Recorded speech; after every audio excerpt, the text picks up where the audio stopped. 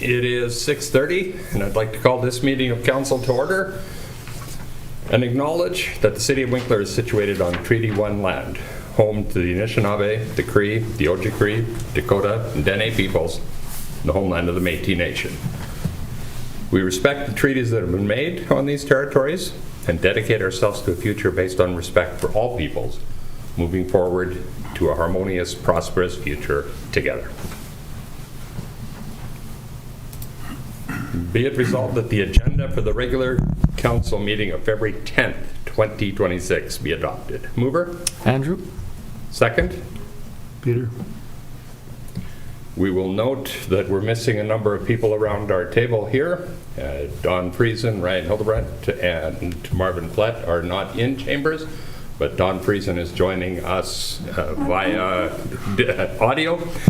I will ask Don that for every vote you verbally say yay or nay so that we know where you are. You bet.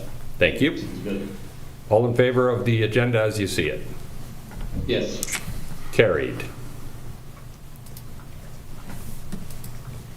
Be it resolved that the minutes of the regular council meeting of January 27th, 2026 be adopted. Mover? Michael. Second. Peter. Minutes are there. You've had a chance to review them. All in favor? Yes. Carried. We don't have any correspondence today, so that takes us to finance. Be it resolved that accounts payable in the amount of $806,861.28 as approved by the Finance Committee be approved for payment. Mover? Andrew. Second? Don. It would be good if we could maybe ask our staff to run this level of accounts payable each time. That would be quite nice, and our budget would look spectacular at the end of the year. Check register is attached, as always. Does anyone have any questions on what you see? All in favor? Yes. Carried. Continuing into police and fire, be it resolved that the Winkler Fire Department report for January 2026 be received for information. Mover? Michael. Second. Peter. Anything there in that report we should note? Nothing significant there. I mean, with good roads for January, looks like we had a few less calls than last year the same month, so that's good. The men and women there could spend a little more time at working with their families, hopefully. Very nice. Not seeing further comments. All in favor? Yes. And that is carried. Be it resolved that the minutes for the Winkler Police Board meeting of January 21st, 2026 be adopted. Mover? Andrew. Second. Michael. The report is there. Yeah, I mean, you see some of the notes there. Just one I might highlight is I'd like to highlight the thanks for what Arnie Clausen does there as the chaplain for the group. It's pretty awesome that after he retired, he chose to come back and step into a chaplain role, which was new. I mean, he's been doing this for a couple of years now, but Yeah.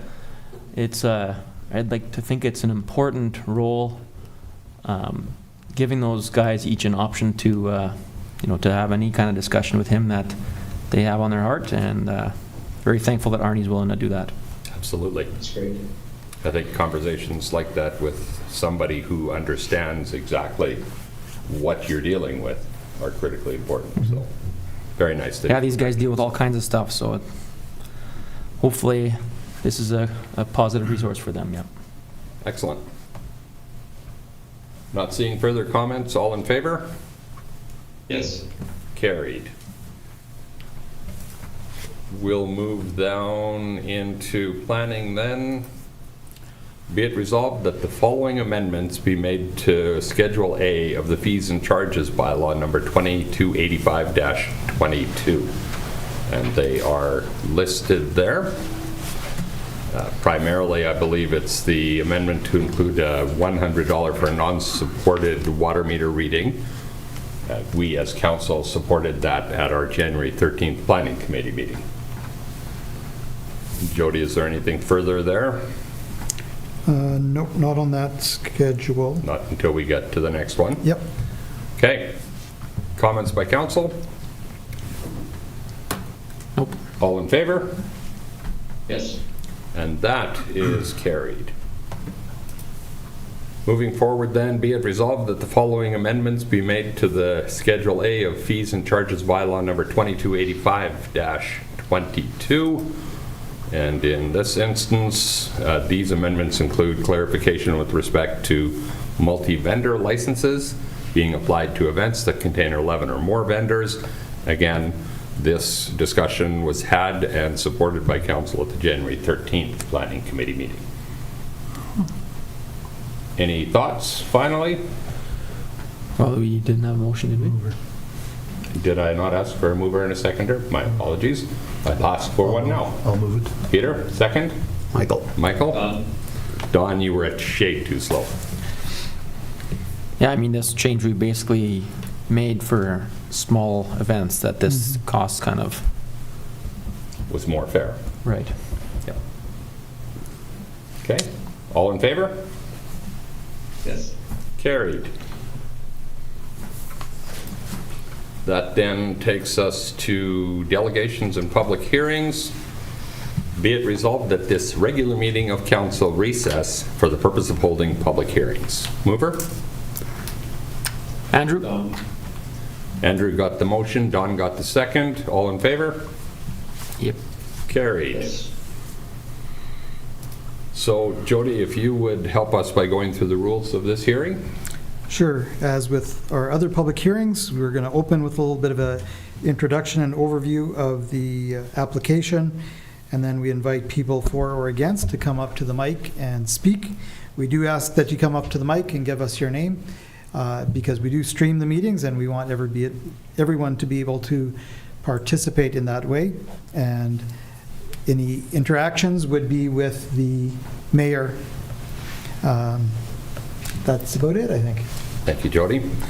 So our hearing this evening is public hearing for bylaw number 2360-25 to rezone 194 and 200 Victoria Street. I will ask anybody who is supportive of this to start their conversation. If the proponent is here, we'll give them an opportunity to start.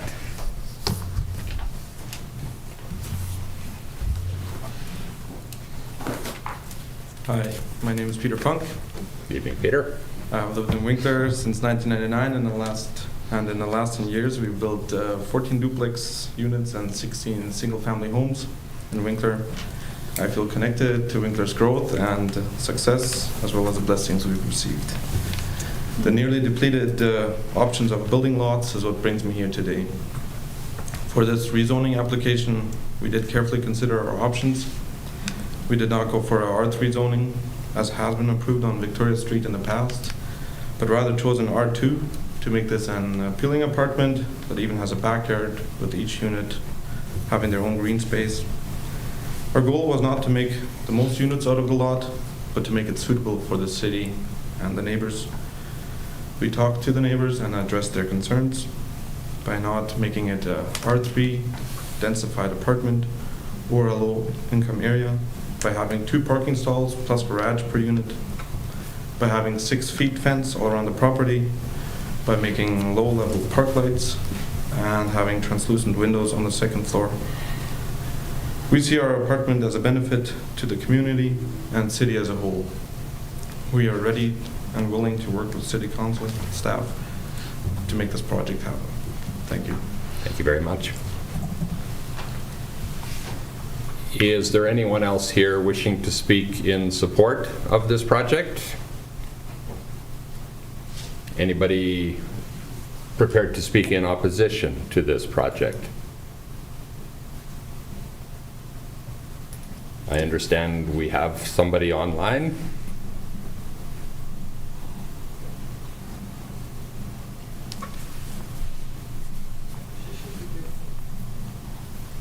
Hi.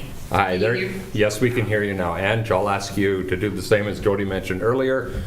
Introduce yourself and your address, and then please make your points. For sure. Angela Brown, 206 Victoria Street. Thank you. Please go ahead. Okay, so of course, you folks have seen me in front of council many times. I really actually quite like my street. I've been at 206 Victoria Street for over 30 years. And when I sent each of you an individual letter, I did say I'm not disagreeing just for the sake of disagreeing. I actually do like my street. All the way back to the early 2000s when I went door to door all the way on the east side of Highway 32 to lobby for some green space, which was then put in place. And of course, in the work that I do, I totally get and I understand the need for all different types of housing. And I recognize that Winkler, like every place else in Canada at this point, is being challenged and stretched to the limit when it comes to housing.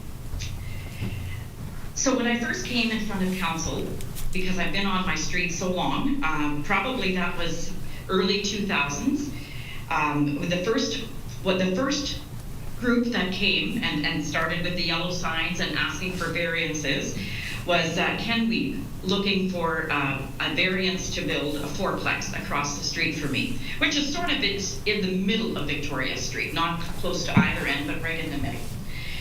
And that was a fourplex. And at that time, that was my first time in front of council, and at that time, one of the councillors suggested to me that the fourplex was a good fit and that it could be much worse than the fourplex that was coming.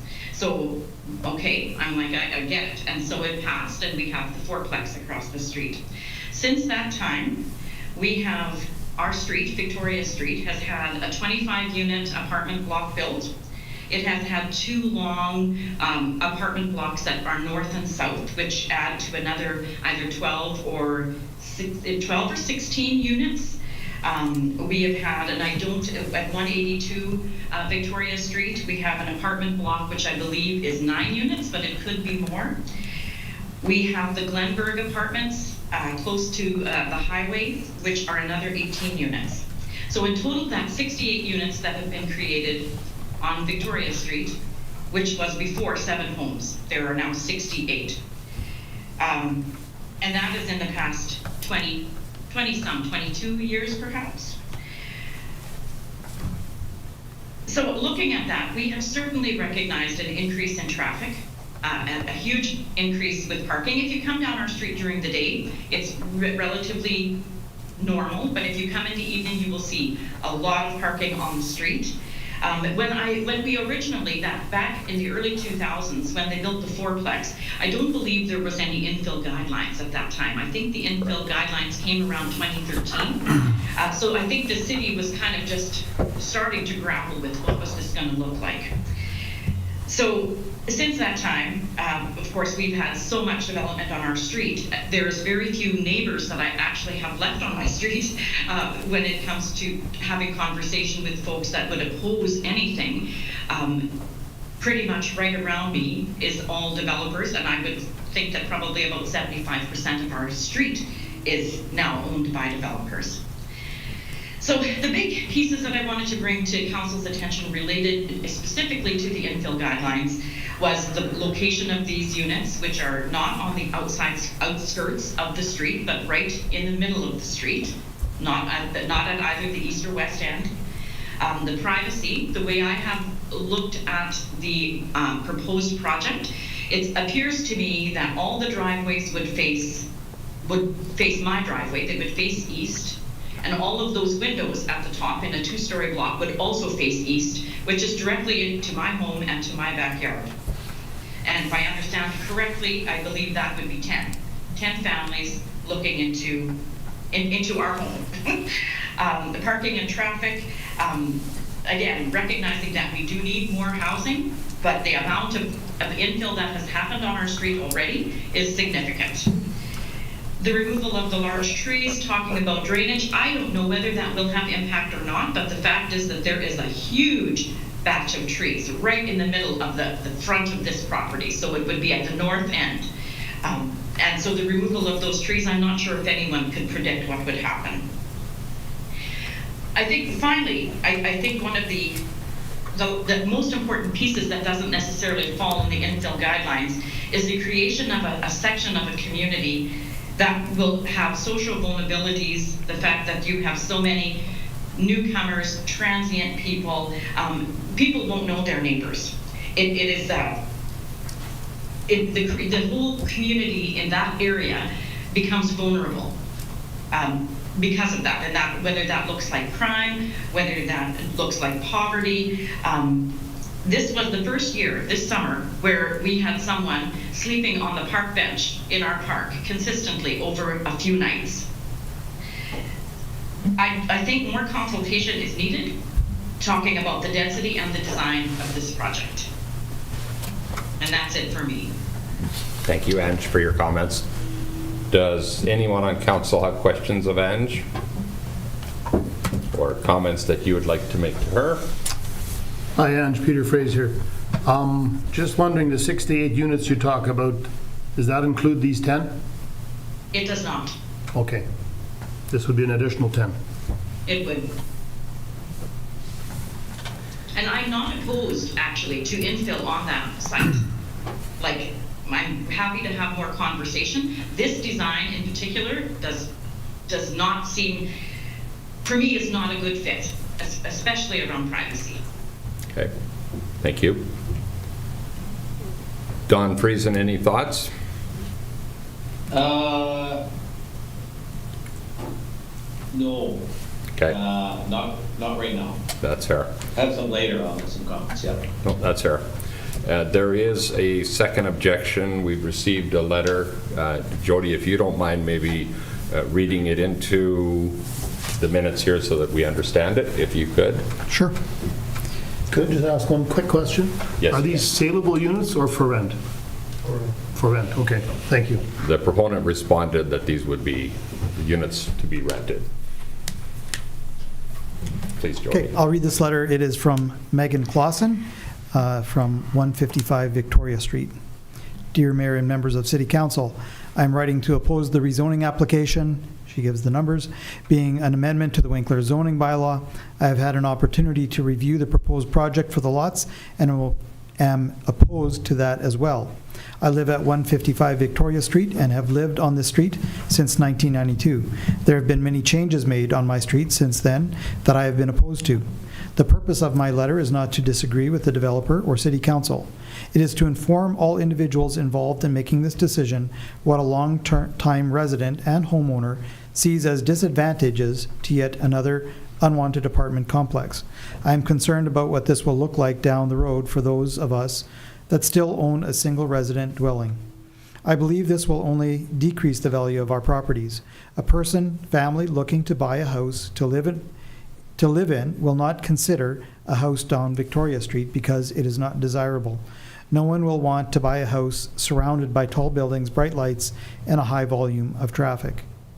The number of apartment buildings down Victoria Street has rapidly grown, which has brought many drawbacks. The amount of additional traffic on Victoria Street continues to increase. This is due to a few different factors, like the additional housing that has been built, traffic lights installed at the corner of Highway 32 and Pembina, and the no U-turn sign where Highway 32 and Stanley Avenue meet. At certain times during the day, there have been anywhere from 5 to 7 vehicles within 10 seconds that have turned off Highway 32 and driven straight through to George Avenue. There has also been an increase in heavy trucks and semis, both loaded and unloaded, that turn off Highway 32 and drive straight through our street to George Avenue. The amount of litter, beer cans, food wrappers, etc., being left on yards has been increasing over the years, which unfortunately makes sense due to the increased foot traffic down our street. There is a garbage can at the park about halfway down the street, but that does not seem to be helping with this issue. The lack of privacy in my own home is inadequate. I have little to no privacy both inside and outside of my house. This has been caused by the height of the apartment buildings and spotlights added to said apartments. There are 2- and 3-story apartment buildings that have taken away the privacy a person is entitled to have inside their own home. I should not have to keep my blinds and curtains closed to have privacy. The Maranatha Church and the apartments at 119 and 135 Victoria Street have spotlights that are much brighter than needed. With the placement of the spotlights at all 3 locations, the inside of my house is lit up quite well, along with my backyard. There are very few families that still own and live on our street. The amount of infill development on Victoria Street is high, which in turn impacts the number of residents that may be opposed to any further development down Victoria Street. I strongly encourage City Council to take all concerns made by Victoria Street residents into consideration before moving ahead with any further construction down our street. Sincerely, Megan Clausen. Thank you, Jody. Thank you as well, Megan, for taking the time to express your concerns to us so that we could consider them. Council, further thoughts?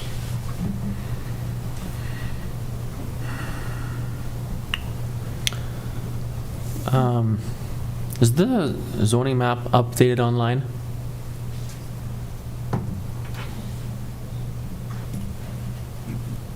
In this particular area, Jan's planning permitting manager. I believe it is updated. Are there Okay. specific properties you're looking at? Well, just this area.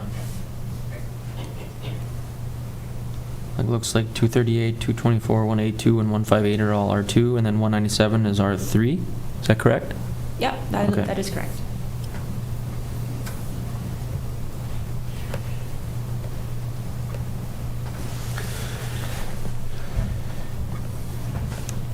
We don't have anybody else here to speak to this either for or against.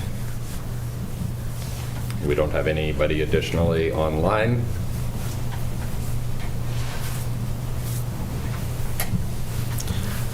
So how would we like to proceed, Council?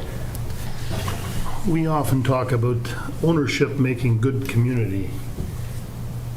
I think there needs to be a good balance of ownership and rentals. I had no idea that 7 homes turned into 68 units. Once that comes out, that's a big number. And these are mostly rentals. There would be some owners in that, but that's somewhat concerning for me because ownership does make for good community. People buy in. There's some huge concerns about privacy from one of the owners that was the opposed. So that's just looking right across the street at 197. There's nice room for a fourplex on that one.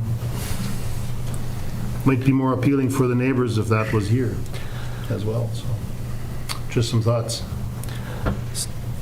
Yeah, the way it's oriented on the property is where I struggle with, because I know we like to have it parallel to the frontage street, which would eliminate the privacy issue. I know we've done a few buildings on that street running along the depth of it, and to me, I think, personally, I know I was on council whatever years ago when we approved the very first one, and after I saw that, I said that was wrong. We just messed up backyards of everyone quite badly on those, setting them up the length versus along the frontage. I think if memory serves correctly, and I believe Ange Brown also referenced that one of the reasons that caused us to work on some infill guidelines was when we had some of these very deep single lots that could orient buildings that way, but it would affect the neighbors, and that's one of the reasons that we ended up with infill guidelines to help form direction so that whatever, as different communities would rebuild, that the neighborhood would still be a neighborhood. Yes. Yep, agreed. When I look at this report to council, and each one of you has, and our staff put a lot of work into this, front to back, there are a number of pieces there that have some challenges to it. And ultimately, for me personally, the executive summary is powerful. The rezoning to R2 is potentially supportable, but the proposed site plan does not meet our infill guidelines, and significant redesign is likely required to achieve that neighborhood compatibility. That's a powerful line to me. And I further hear the comments from one of the people in opposition saying, I'm actually not opposed here, but I think more work is needed. When the very next door neighbor says, I'm not opposed, I'd like to see some changes, I get quickly to a place that I say, maybe we should adjourn this hearing for a period of time to give the proponent and those in opposition an opportunity to look at it. And secondly, it would allow us to maybe receive some additional information relevant to determining whether or not this makes sense here in a way that works, without us today saying yes or no, but allow the people most affected an opportunity to have some conversations. I don't know how council feels about that. I'd be open to that. Likewise. That does give opportunity for both sides to meet and possibly come up with a solution that works. Hearing is still open, so we can talk to our proponent. I would ask, Peter, if you don't mind, maybe coming back to the microphone so we can ask your opinion on what your thought is if we adjourn this for 2, 4, or 6 weeks to give you an opportunity to work with our staff on some of the concerns with regards to infill guidelines, because those are fairly important to us. And secondly, to maybe work with the neighbor to see if there's something that could be done. I think we tried our best. Okay. We offered translucent windows. That does not. There's only the master bedroom that goes to the neighbor's yard. If we put up, we could do as there has been done on that street. We could put 2 6-plex or 2 3-plexes parallel to the street, one after another. That's still 2-story. That could still be going onto the neighbor's yard. It would only be one level, and that will not be. That won't work for us. Okay. So your suggestion is that to try to work with our staff to get closer to our infill guidelines, the idea of going deep into the yard with residences that look into our neighbors' yards, that one is one of the reasons, as it's already been stated, why our infill guidelines were created. The neighbor's not opposed, but she's also concerned about 10 more people, so 10 more families. So 10 more families parallel or perpendicular to the street. I don't. If council not for it, I don't see a solution. Okay. So your suggestion would be that we would be wasting your time. Yes or no? It's a yes or no question for you. I think that will be best. I appreciate your honesty. Thank you. Thank you. Stephanie, I have one question. Just make sure I understand this right. This report all assumes the 2 lots consolidated into one, right? So if it's R1, be 5 units, like as the combined on both lots. It assumes that lot consolidation Okay. would happen. Okay, thanks.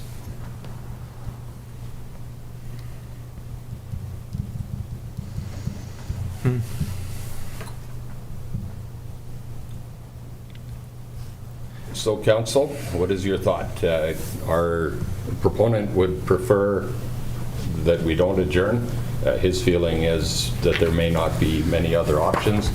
He would like for us to approve or defeat, but he would like an answer. And I think that's fair, obviously, for any proponent if they bring that forward and they've done what they feel they can do, and if there's nothing further, then they deserve an answer. Yeah. If he feels that the numbers don't work, then that's his decision to make. Okay. Don, I believe you were trying to make a comment. Well, no, I just, I say let's just ask for the vote then, because I guess if that's, you know, if we can't run them along the frontage street, if that doesn't work, that's fine, then we can, but we're voting based on the design that's been presented with 10 units running the depth. That is the consideration right now. The question is the rezoning, but this would be the project that he would rezone for. Yeah, okay. Because the rezoning and the infill guidelines, Those are two separate things, though. Correct. The first question is, and the challenge, of course, with the rezoning, likely if we rezone as a blanket rezone, this type of project is what comes forward. There's maybe one variation that would be needed. It's not a significant variation, it's a rear yard variation. It would come back to another hearing. In all likelihood, if we move forward with that, there would be some expectation and some thought on the developer's point that it's a formality at that point that we deal with drainage and we deal with rear yard variation and we can move forward. But there is also the comment, though, about a single detached dwelling should not be isolated between two medium-scale infill projects, though. So there's more than just that on the infill guideline concerns. Right. There is a number of concerns, but ultimately, the question in front of us is the rezoning. It's probably this type of project if we move forward with the rezone based on what our proponent has said to us. And their rear yard setback is a major variance. Correct. So it does come back to our table. Yeah, yeah. But right now, the way I look at it, I'm voting on this project for this property. Correct. Okay.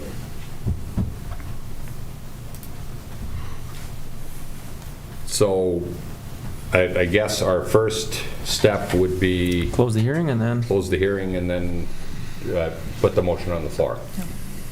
So then I will ask for a motion to close the hearing for bylaw 2360-25 to rezone 194 and 200 Victoria Street. I'll move. Second, I'll help. final comment before we close the hearing. All in favor? Yes. Carried. Moving forward then, be it resolved that bylaw 2360-25 be given second reading. Mover? Michael? Second? Andrew? That puts it on the floor. Gentlemen, thoughts or comments? I agree that the availability of lots right now is difficult. There's more that are on the docket to come online, but it takes time for hydro and all these things that take place. And we do have our infill guidelines and our zoning changes in the downtown area, which are where we've kind of targeted it for now. I mean, we keep talking about an infill master plan and so forth, but I do still think 5 units on those 2 lots is still a pretty decent complex. So those are some of my comments. Okay. Peter, Michael, Don? I drove by there a couple of times and yeah, those are old homes, but they're affordable homes, and we talk about affordable homes as well as other types of affordable living. And back in the day when I was looking for my first place, I think I would have probably bought a fixer-upper to get started. So I think it gives opportunity for someone that can't go into a new home to get started. But yeah, I can't see supporting a 10-unit on there. And for myself, I look at our infill development guidelines as well, and there'd be a lot of work to be done on this to meet that criteria. And yeah, if that work can't be done, I don't think I'd be able to support that. Okay. Don? No further comments. Okay. I'll ask then, all those, and if you're ready for the question, and it looks like we are, all those in favor of rezoning 194 and 200 Victoria Street, raise your hands, please, yay or nay. Well, yay or nay, what do you Yay. want us to vote for? Raise your hand for yay. Okay. And those opposed? Opposed? And that is defeated, so then there is no reason for the third reading. I will thank you, Peter, for coming in and presenting and for putting this in front of us today. I would encourage you to come with a plan, hopefully, that can work with the neighbors, that still works for you as well, to be able to develop that.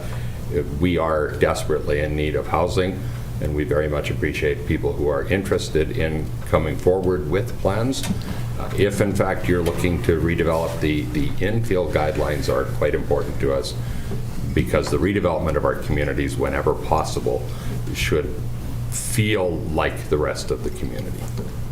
But I thank you for your interest in developing in Winkler. I would maybe be careful with desperately in need of housing, then we would have voted for this, so I wouldn't necessarily say desperately, but That's fair, Andrew. Thank you. there's housing needs, yes. Be it resolved that public hearings be adjourned and regular council reconvene. Mover? Michael? Second? Peter? All in favor? Yes. That is carried. If we continue on, then we have an item here with regards to 13 Ways Consulting. I'll run through the whereases as well so that we can touch base on it. Whereas 13 Ways has provided a proposal for the City of Morden, the City of Winkler, and the RM of Stanley for a tri-region communication and strategic partnership. Therefore, be it resolved that Council for the City of Winkler approve of participation in the first phase of the proposal, for phase 1 only being a 1/3 share. Mover. Don? Second. Andrew? Jody, if you don't mind giving us a little bit of thought and background. Indeed. So 13 Ways is consulting company which is operated by Doug Griffiths. Many of you might have heard him present at a number of AMM meetings, and he's worked with Winkler on our strategic plan. He's also worked with the RM of Stanley on their strategic plan, and with Morden on their economic development plan. And so one of the strategies for council in our last strategic plan is regional collaboration, in particular as it relates to economic development in our region, and advocating to other orders of government for funding based on the level of our economic development in our region. The 3 municipalities work together to come up with a plan on how to advocate regionally. 13 Ways sent us a proposal on how to do that. They broke up their proposal into several phases, and what we're looking for is the first phase of that project, which would be to bring the story together for the region, some branding, and some messaging for the community and for other orders of government. So the discussions were that Winkler, Morden, and Stanley would jointly share the cost of a project like this. Phase 1, I believe, was in the order of $43,000, which would be split 3 ways as per the resolution. Be nice if we could split it 13 ways, but in this situation, we only have 3 partners, so we will Indeed. take our 1/3 share. Indeed. Clever, Henry. That way we sell some shares. Council is supportive of that? Do we want to put a price on this? Like I think, yeah, Jody said it was like 43,000. Yeah, let me find that proposal. I'm just thinking if all of a sudden they come back at 60,000 or 70,000, you know, are we then? We actually have a price that has been offered for that phase. It actually isn't 100% because it's that amount, and then there could be some incidentals. There you are. Let me just find. Excellent Donnie. question, Don. You see around the corner there. Well done. Yeah.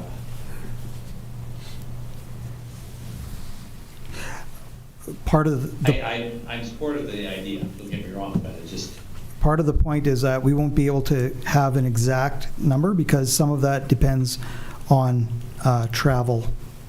okay, so that'd be minor. So what I will do I should have already put it on the floor so we could have this discussion. I'll ask for a mover. Didn't we? Did I have a mover and a seconder? I don't believe I did. I read the I think motion, the but I same, did yeah. have one. Yeah, we had movers. So it's, Nice. so On the vacation, Stop doubting apparently. yourself. The proposal is for this phase, $45,000.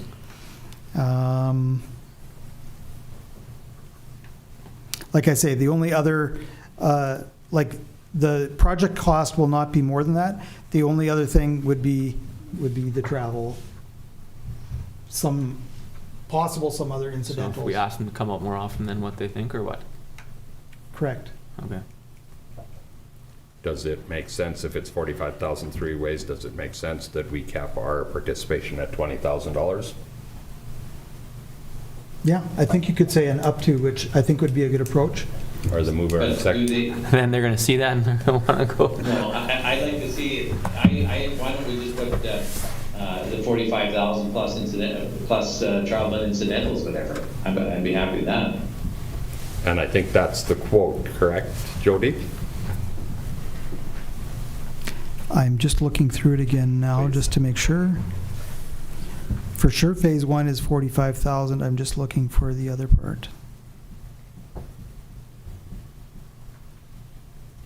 Okay, so we have $45,000 plus GST and expenses. So expenses include flights, car rental, and accommodations for their project team members.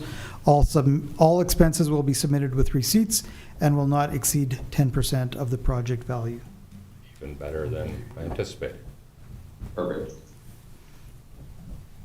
So if we add 4,500 at 10% For a three-way split. divided by 3, that's 16,500 plus taxes. Yep. Council's comfortable with that? Yeah. All in favor? Yes. Carried. We'll ask, anybody has questions to media or public relevant to this meeting of council this evening? I'm not seeing any. I will thank Luke LaHaye, CEO from the RM of Stanley, for joining us this evening for our riveting council meeting. Thank you. Be it resolved that this regular meeting of council be adjourned. Mover.